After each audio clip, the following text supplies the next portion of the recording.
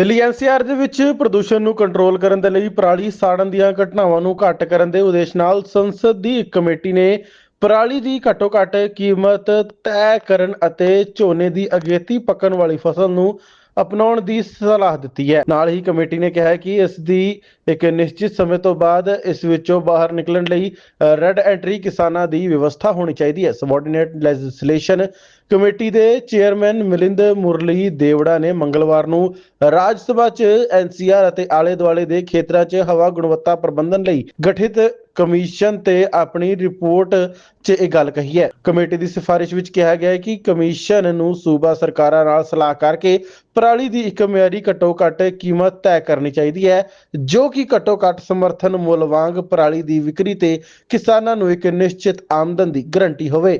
ਹਰ ਸਾਲ ਦੀ ਸਮੀਖਿਆ ਕਰਨ ਦਾ ਵੀ ਸੁਝਾਅ ਦਿੱਤਾ ਗਿਆ ਹੈ। ਸਿਫਾਰਿਸ਼ ਵਿੱਚ ਕਿਹਾ ਗਿਆ ਹੈ ਕਿ ਜਿਨ੍ਹਾਂ ਖੇਤਰਾਂ ਦੇ ਵਿੱਚ ਪਰਾਲੀ ਦੀ ਕੋਈ ਅੰਤਿਮ ਖਪਤਕਾਰ ਨਹੀਂ ਹੈ, ਉੱਥੇ ਹੀ 20-50 ਕਿਲੋਮੀਟਰ ਦੀ ਦੂਰੀ ਤੇ ਸਟੋਰੇਜ ਦੀਆਂ ਸਹੂਲਤਾਂ ਉਪਲਬਧ ਕਰਵਾਈਆਂ ਜਾਣ ਤਾਂ ਜੋ ਕਿਸਾਨਾਂ ਨੂੰ ਪਰਾਲੀ ਦੀ ਢੋਆ-ਢੁਆਈ ਦਾ ਬੋਝ ਨਾ ਝੱਲਣਾ ਪਵੇ। ਕਮੇਟੀ ਨੇ ਕਿਹਾ ਕਿ ਪਰਾਲੀ ਸਾੜਨ ਦਾ ਇੱਕ ਮੁੱਖ ਕਾਰਨ ਇਹ ਵੀ ਹੈ ਕਿ ਝੋਨੇ ਦੀ ਕਟਾਈ ਤੋਂ ਬਾਅਦ ਕਿਸਾਨਾਂ ਕੋਲ ਹਾੜੀ ਦੀ ਫਸਲ ਬੀਜਣ ਲਈ 20-25 ਦਿਨਾਂ ਤੋਂ ਵੱਧ ਦਾ ਸਮਾਂ ਨਹੀਂ ਹੁੰਦਾ। ਅਜਿਹੀ ਸਥਿਤੀ ਵਿੱਚ ਪੂਸਾ 44 ਵਰਗੀ ਅਗੇਤੀ ਪੱਕਣ ਵਾਲੀ ਝੋਨੇ ਦੀ ਫਸਲ ਨੂੰ ਉਤਸ਼ਾਹਿਤ ਕਰਕੇ ਇਸ ਸਮੱਸਿਆ ਦਾ ਹੱਲ ਕੀਤਾ ਜਾ ਸਕਦਾ ਹੈ। ਵੱਖ-ਵੱਖ ਮੰਤਰਾਲੇ ਤੇ ਵਿਭਾਗਾਂ ਨਾਲ ਸਲਾਹ ਮਸ਼ਵਰਾ ਕਰਨ ਤੋਂ ਬਾਅਦ ਤਿਆਰੀ ਕੀਤੀ ਗਈ ਰਿਪੋਰਟ ਵਿੱਚ ਖੇਤੀ, ਰਹਿੰਦ-ਖੂੰਹਦ ਤੋਂ ਜੈਵਿਕ ਊਰਜਾ ਉਤਪਾਦਨ ਲਈ ਇੱਕ ਏਕੀਕ੍ਰਿਤ ਰਾਸ਼ਟਰੀ ਨੀਤੀ ਬਣਾਉਣ ਲਈ ਵੀ ਸਿਫਾਰਿਸ਼ ਕੀਤੀ ਗਈ ਹੈ। ਇਸ ਨੀਤੀ ਨੂੰ ਤਿਆਰ ਕਰਦੇ ਹੋਏ ਖੇਤੀਬਾੜੀ ਮੰਤਰਾਲੇ, ਨਵੀਂ ਅਤੇ ਨਵਿਆਉਣਯੋਗ ਊਰਜਾ ਮੰਤਰਾਲੇ, ਪੈਟਰੋਲੀਅਮ ਅਤੇ ਕੁਦਰਤੀ ਗੈਸ ਮੰਤਰਾਲੇ,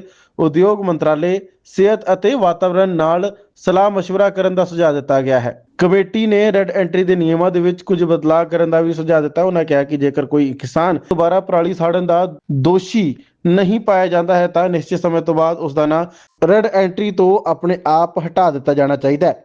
ਇਸ ਤੋਂ ਇਲਾਵਾ ਇਹ ਵੀ ਵਿਵਸਥਾ ਹੋਣੀ ਚਾਹੀਦੀ ਹੈ ਕਿ ਜੇਕਰ ਕਿਸਾਨ ਪਰਾਲੀ ਦੇ ਨਿਪਟਾਰੇ ਲਈ ਵਾਤਾਵਰਣ ਪੱਖੀ ਤਰੀਕੇ ਅਪਣਾਉਂਦੇ ਹਨ ਤਾਂ ਉਹ ਖੁਦ ਹੀ ਪਰਾਲੀ ਦੇ ਨਿਪਟਾਰੇ ਦੀ ਪ੍ਰਕਿਰਿਆ ਸ਼ੁਰੂ ਕਰ ਸਕਦਾ ਹੈ। ਕਮੇਟੀ ਨੇ ਪਰਾਲੀ ਸਾੜਨ ਨਾਲ ਸੰਬੰਧਿਤ ਨਿਯਮਾਂ ਦੇ ਵਿੱਚ ਕਾਰਵਾਈ ਅਤੇ ਜੁਰਮਾਨੇ ਨਾਲ ਸੰਬੰਧਿਤ ਕਈ ਧਾਰਾਵਾਂ ਦੇ ਵਿੱਚ ਸਪਸ਼ਟਤਾ ਲਿਆਉਣ ਦਾ ਵੀ ਸੁਝਾਅ ਦਿੱਤਾ ਹੈ।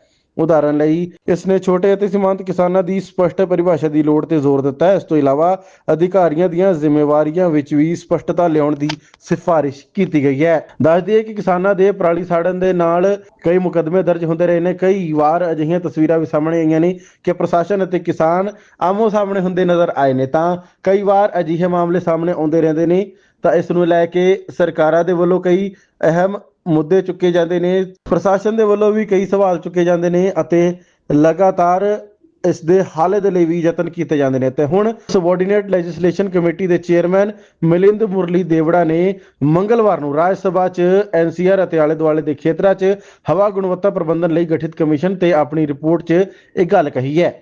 ਤੁਹਾਡਾ ਇਸ ਖਬਰ ਨੂੰ ਲੈ ਕੇ ਕੀ ਕਹਿਣਾ ਸਾਨੂੰ ਕਮੈਂਟ ਕਰਕੇ ਜ਼ਰੂਰ ਦੱਸੋ।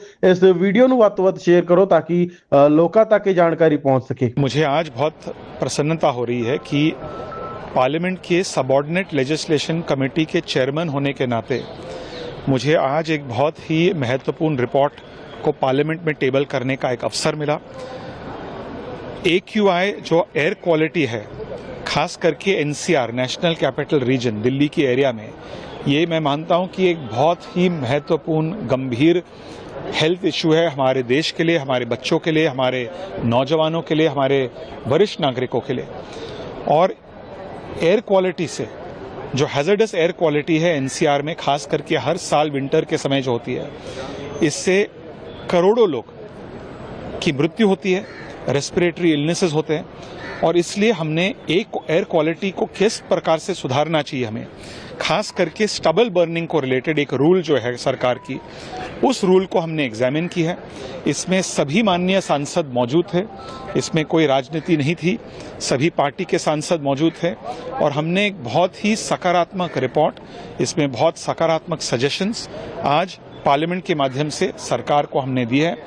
फॉर एग्जाम्पल जो स्टबल जलती है, जो फार्मर्स स्टबल जलाते हैं, जो पैडी रेसिड्यू उसको कहा जाता है, उसके लिए कोई मिनिमम सपोर्ट प्राइस नहीं है।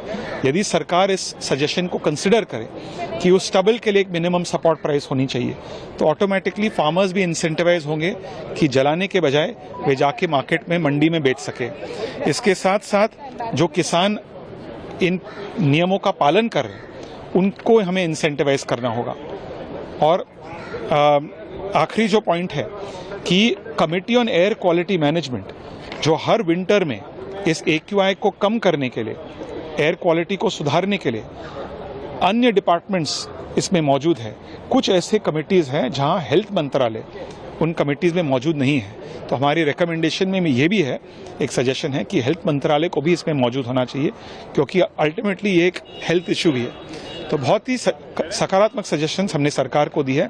मुझे यकीन है कि सरकार इन पर चर्चा करेगी और सोच विचार करके कुछ अच्छे जो सजेशंस हैं जो लागू हो सकते हैं वे जल्द से जल्द करेंगे, ताकि दिल्ली, NCR, पूरी देश में अच्छी एयर क्वालिटी हमें मिल सके।